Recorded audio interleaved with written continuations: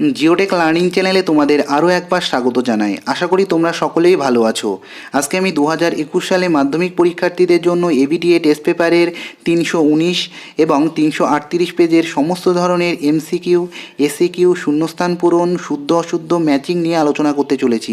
আমার চ্যানেলে নতুন এসে থাকলে অবশ্যই চ্যানেলটিকে সাবস্ক্রাইব করে নাও, কেননা এবিটিএ টেস্ট পেপারের সমস্ত ধরনের আলোচনা তোমরা এই চ্যানেলেই পেয়ে থাকবে। চলো তাহলে আজকের আলোচনাটি শুরু করা যাক। তো এবিটিএ টেস্ট পেপারের আজকের আলোচ্য পেজ নম্বর 319। বিকল্পগুলি থেকে সঠিক উত্তরটি নির্বাচন করে লেখো। প্রথম প্রশ্ন 1.1, যে প্রক্রিয়ায় প্লাবনভূমি গঠিত হয় তা হলো, এখানে সঠিক উত্তর হয়ে যাচ্ছে অপশান খ, আরোহণ। চলে যাচ্ছি পরের প্রশ্নে 1.2, বৃষ্টিবহুল পার্বত্য অঞ্চলে গড়ে ওঠা সংকীর্ণ নদীখাত হলো, এখানে সঠিক উত্তর হয়ে যাচ্ছে গিরিখাত। পরের প্রশ্ন 1.3, মহাদেশীয় হিমবাহের বরফমুক্ত পর্বতশৃঙ্গকে বলা হয়, এখানে সঠিক উত্তর হয়ে যাচ্ছে অপশান গ, নুনাটক্স। চলে যাচ্ছি পরের প্রশ্নে 1.4, মরু ও মরুপ্রায় অঞ্চলে গড়ে ওঠা লবণাক্ত জলের হ্রদগুলিকে বলে, এখানে সঠিক উত্তর হয়ে যাচ্ছে দেখো অপশান গ, প্লায়া। চলে যাচ্ছি পরের প্রশ্নে 1.5, ভারতের বৃহত্তম হিমবাহ হলো, এখানে সঠিক উত্তর হয়ে যাচ্ছে কারাকোরাম পর্বতের অন্তর্গত সিয়াচেন, অর্থাৎ এখানে অপশান খ হচ্ছে সঠিক উত্তর। চলে যাচ্ছি পরের প্রশ্নে 1.6, স্বাধীনতার পর ভারতে প্রথম পুনর্গঠিত রাজ্যটি হলো, এখানে সঠিক উত্তর হয়ে যাচ্ছে অপশান গ, অন্ধ্রপ্রদেশ। চলে যাচ্ছি পরের প্রশ্নে 1.7, দাক্ষিণাত্য মালভূমির অঞ্চলে ধাপযুক্ত অঞ্চল যে নামে পরিচিত, সেটা হয়ে যাচ্ছে অপশান খ, ডেকান ট্র্যাপ। চলে যাচ্ছি পরের প্রশ্নে 1.8, ভারতের দীর্ঘতম পশ্চিম বাহিনী নদী হলো, এর মধ্যে সঠিক উত্তর হয়ে যাচ্ছে নর্মদা। চলে যাচ্ছি পরের প্রশ্নে 1.9, যে মাটির স্থানীয় নাম রেগুর সেটি হলো, এখানে সঠিক উত্তর হয়ে যাচ্ছে অপশান ঘ, কৃষ্ণ মৃত্তিকা। চলে যাচ্ছি পরের প্রশ্নে 1.10, এলনিনোর বছরে ভারতে যে ঘটনাটির সম্ভাবনা বেশি থাকে, এখানে সঠিক উত্তর হয়ে যাচ্ছে অপশান ক, খরা। চলে যাচ্ছি পরের প্রশ্নে 1.11, ছায়া প্রদানকারী বৃক্ষের প্রয়োজন হয় এদের মধ্যে কোন চাষের জন্য, এখানে সঠিক উত্তর হয়ে যাচ্ছে অপশান খ, চা। চলে যাচ্ছি পরের প্রশ্নে 1.12, ভারতের বৃহত্তম সরকারি ইস্পাত কেন্দ্রটি হলো, এখানে সঠিক উত্তর হয়ে যাচ্ছে অপশান গ, ভিলাই। চলে যাচ্ছি পরের প্রশ্নে 1.13, ভারতের সর্বাধিক জনবহুল রাজ্য হলো, এর মধ্যে সঠিক উত্তর হয়ে যাচ্ছে উত্তরপ্রদেশ। চলে যাচ্ছি পরের প্রশ্নে 1.14, ভারতের প্রধান প্রশাসনিক শহর হলো, এর মধ্যে সঠিক উত্তর হয়ে যাচ্ছে অপশান ক, দিল্লি। এরপর দেখো খ বিভাগে রয়েছে, নিচের বাক্যগুলি শুদ্ধ হলে পাশে সু এবং অশুদ্ধ হলে পাশে অ লেখো। তো তোমরা দেখে নাও, যেগুলো শুদ্ধ সেগুলোকে আমি রাইট চিহ্ন দিয়েছি এবং যেগুলো মিথ্যা সেগুলোকে আমি কাটা চিহ্ন দিয়েছি। তো প্রথম প্রশ্ন দেখে নাও, মধ্যগতিতে নদীর প্রধান কাজ হলো বহন, একদম ঠিক। চলে যাচ্ছি পরের প্রশ্নে 2.1.2, রাজস্থানে চলমান বালিয়াড়িকে বলা হয় ধৃয়ান, একদম ঠিক। চলে যাচ্ছি পরের প্রশ্নে, গাঙ্গেয় সমভূমির নবীন পলিগঠিত মাটিকে বলা হয় কারেওয়া, ভুল। এখানে সঠিক উত্তর হবে গাঙ্গেয় সমভূমির নবীন পলিমাটিকে বলা হয় খাদার, আর কারেওয়া মাটি দেখা যায় কাশ্মীর উপত্যকায়। চলে যাচ্ছি পরের প্রশ্নে, গ্রীষ্মকালে যে ফসলের চাষ হয় তাকে বলা হয় জাইদ ফসল, একদম ঠিক।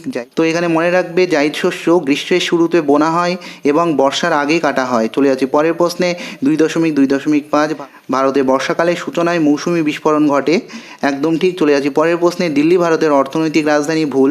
সঠিক উত্তর হচ্ছে মুম্বাই ভারতের অর্থনৈতিক রাজধানী। চলে যাচ্ছি পরের প্রশ্নে, কলকাতা হলো একটি সামুদ্রিক বন্দর, ভুল। কলকাতা হলো একটি নদী বন্দর।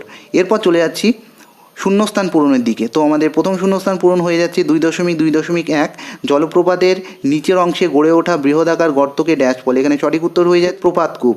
চলে যাচ্ছি পরের প্রশ্নে, হিমবাহ ও জলধারার সঞ্চয়ের ফলে উল্টানো নৌকার মতো ভূমিরূপ হলো, এখানে সঠিক উত্তর হচ্ছে ড্রামলিন। চলে যাচ্ছি পরের প্রশ্নে 2.3.3, রেটুন প্রথা ড্যাশ চাষে দেখা যায়, তো এখানে সঠিক উত্তর হয়ে যাচ্ছে আখ চাষে দেখা যায়। চলে যাচ্ছি পরের প্রশ্নে 2.2.4, ড্যাশ উপকূল অঞ্চলে অসংখ্য কয়াল দেখা যায়, তো সঠিক উত্তর হয়ে যাচ্ছে মালাবার উপকূল অঞ্চলে অসংখ্য কয়াল দেখা যায়। পরের প্রশ্ন, ভাকরানাঙ্গাল পরিকল্পনা ড্যাশ নদীর ওপর গড়ে উঠেছে, তো শতদ্রু নদীর ওপর ভাকরানাঙ্গাল পরিকল্পনা গড়ে উঠেছে। চলে যাচ্ছি পরের প্রশ্নে 2.2.6, ভারতের রাজ্য পুনর্গঠনের মূল ভিত্তি ছিল ভাষা। চলে যাচ্ছে পরের প্রশ্নে, ড্যাশে মারুতি উদ্যোগ লিমিটেড কলকারখানা গড়ে উঠেছে, এখানে সঠিক উত্তর হয়ে যাচ্ছে গুরগাঁওতে মারুতি উদ্যোগ লিমিটেডের কলকারখানা গড়ে উঠেছে।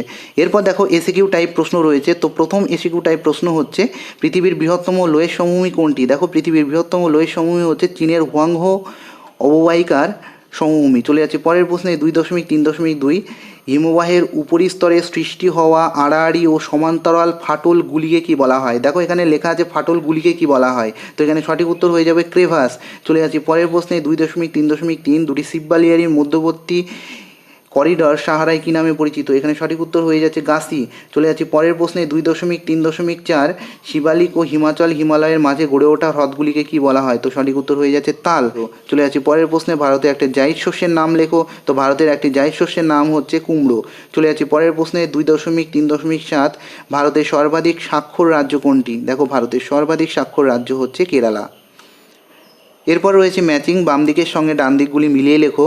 তো এখানে ধনুকাকৃতি বদ্বীপ হয়ে যাচ্ছে গঙ্গা নদী, ল্যাটারাইট মৃত্তিকা হয়ে যাচ্ছে ছোটনাগপুর মালভূমি, বৃষ্টির ছায়া অঞ্চল হয়ে যাচ্ছে শিলং, কেন্দ্রীয় গম গবেষণাগার হয়ে যাচ্ছে পুসা। এরপর আমরা এবিটিএ টেস্ট পেপারে যে পেজ নিয়ে আলোচনা করব সেটি হলো পেজ নম্বর 338।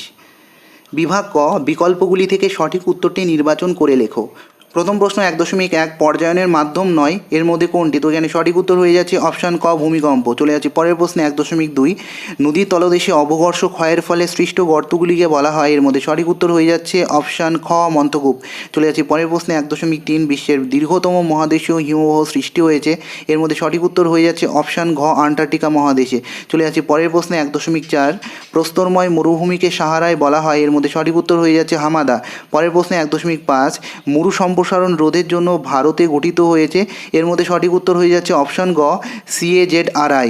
চলে যাচ্ছে পরের প্রশ্নে 1.6 ভারতের উত্তর দক্ষিণে বিস্তার হলো 3214 কিমি। চলে যাচ্ছি পরের প্রশ্নে 1.7 ভারতে অবস্থিত হিমালয়ের সর্বোচ্চ শৃঙ্গ কোনটি?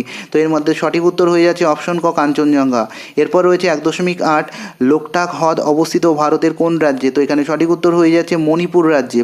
পরের প্রশ্ন 1.9 মৌসুমি বিস্ফোরণ দেখা যায় কোন ঋতুতে? তো এখানে সঠিক উত্তর হয়ে যাচ্ছে বর্ষাকালে। পরের প্রশ্নে 1.10 শিবালিক পর্বতের পাদদেশীয় অঞ্চলে প্রস্তরময় মৃত্তিকা যে নামে পরিচিত সেটি হলো ভাবর, অর্থাৎ এখানে অপশন ক হচ্ছে সঠিক উত্তর। চলে যাচ্ছে পরের প্রশ্নে 1.11 কফি উৎপাদনে ভারতের যে রাজ্য প্রথম সেটি হলো, এর মধ্যে সঠিক উত্তর হয়ে যাচ্ছে কর্ণাটক। পরের প্রশ্ন 1.12 ভারতের বৃহত্তম শঙ্কর ইস্পাত কলকারখানাটি অবস্থিত কোথায়? তো এখানে সঠিক উত্তর হয়ে যাচ্ছে ভিলাইতে। চলে যাচ্ছি পরের প্রশ্নে ভারতের সর্বাধিক জনবহুল রাজ্য হলো, এর মধ্যে সঠিক উত্তর হয়ে যাচ্ছে অপশন ক উত্তরপ্রদেশ। এরপর রয়েছে পরের প্রশ্ন 1.14 ইন্দিরা গান্ধী আন্তর্জাতিক বিমানবন্দর অবস্থিত, এর মধ্যে সঠিক উত্তর হয়ে যাচ্ছে দিল্লিতে। এরপর চলে যাব বিভাগ ক্ষয়ের দিকে। তো বিভাগ ক্ষয়ে রয়েছে শুদ্ধ ও অশুদ্ধ নির্ণয় করো। তো আমাদের প্রথম শুদ্ধ অশুদ্ধ হচ্ছে অবরোহণ প্রক্রিয়া একটি অন্তর্জাত প্রক্রিয়ার উদাহরণ, ভুল।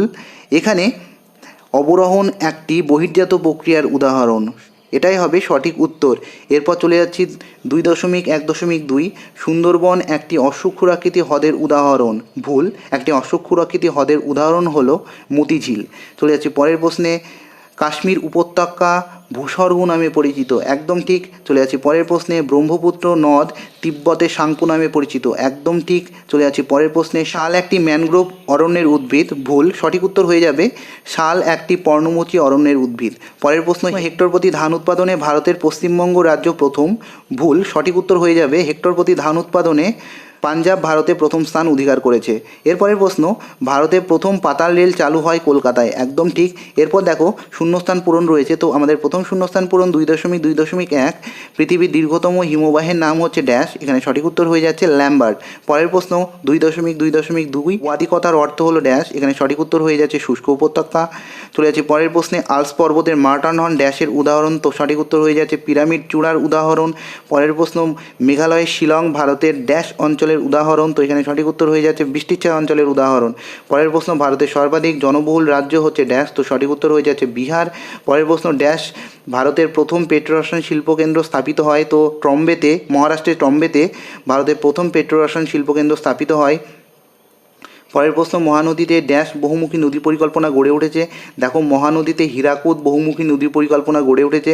চলে যাচ্ছে পরের প্রশ্নে একটি বা দুটি শব্দে উত্তর দাও। প্রথম প্রশ্ন দুটি নদীর মধ্যবর্তী ভূভাগকে কী বলা হয়? দেখো দুটি নদীর মধ্যবর্তী ভূভাগকে বলা হয় দোয়াব, আর এর সাথে তোমরা মনে রাখবে দুটো নদীর মধ্যবর্তী উচ্চভূমিকে বলা হয় জলবিভাজিকা। চলে যাচ্ছি পরের প্রশ্নে দুটি শিববালিয়ারির মধ্যবর্তী অংশ কী নামে পরিচিত? দুটি শিববালিয়ারির মধ্যবর্তী অংশ করিডর নামে পরিচিত। এর সাথে তোমরা মনে রাখবে দুটি শিববালিয়ারির মধ্যবর্তী অংশ করিডর সাহারায় গাছি নামে পরিচিত। চলে যাচ্ছি পরের প্রশ্নে ভারতের একক বৃহত্তম শিল্পকেন্দ্রের নাম কি? তো এখানে সঠিক উত্তর হয়ে যাচ্ছে লৌহ ইস্পাত শিল্প। চলে যাচ্ছি পরের প্রশ্নে 2011 সালের আদমশুমারি অনুযায়ী ভারতের মহানগরের সংখ্যা কত? দেখো 2011 সালের আদমশুমারি অনুযায়ী ভারতের মহানগরের সংখ্যা হয়ে যাচ্ছে 53টি। এর পরের প্রশ্ন, ভারতের মরুমৃত্তিকার স্থানীয় নাম কি? তো এখানে ভারতের মরুমৃত্তিকার স্থানীয় নাম হচ্ছে শিরোজেম মৃত্তিকা। চলে যাচ্ছি পরের প্রশ্নে, ভারতের দীর্ঘতম গিরিপথের নাম কি? দেখো ভারতের দীর্ঘতম গিরিপথের নাম হচ্ছে জওহর টানেল, এটি এশিয়ারও দীর্ঘতম গিরিপথ। চলে যাচ্ছি পরের প্রশ্নে 2.3.7, কালবৈশাখী ঝড় অসমে কী নামে পরিচিত? দেখো কালবৈশাখী ঝড় অসমে বরদই চিল্লা নামে পরিচিত। এর পরের প্রশ্ন, উত্তর ভারতের ম্যানচেস্টার কাকে বলা হয়? দেখো উত্তর ভারতের ম্যানচেস্টার বলা হয় কানপুরকে। তো এরপর আমরা দেখে নেব ম্যাচিংগুলি, বাম দিকের সাথে ডান দিকগুলি মিলিয়ে লেখো। তো প্রথমে ভারতের অরণ্য গবেষণাগার হয়ে যাচ্ছে দেরাদুন, ভারতের সিলিকন ভ্যালি হয়ে যাচ্ছে বেঙ্গালুরু, ধান গবেষণাগার হয়ে যাচ্ছে কটক, ভারতের গ্লাসগো হয়ে যাচ্ছে হাওড়া। তো আজকের আলোচনা এই পর্যন্তই। আলোচনাটি কেমন লাগলো সেটা তোমরা অবশ্যই কমেন্ট করে জানাতে পারো। দেখা হচ্ছে পরবর্তী একটি নতুন ভিডিওর সাথে।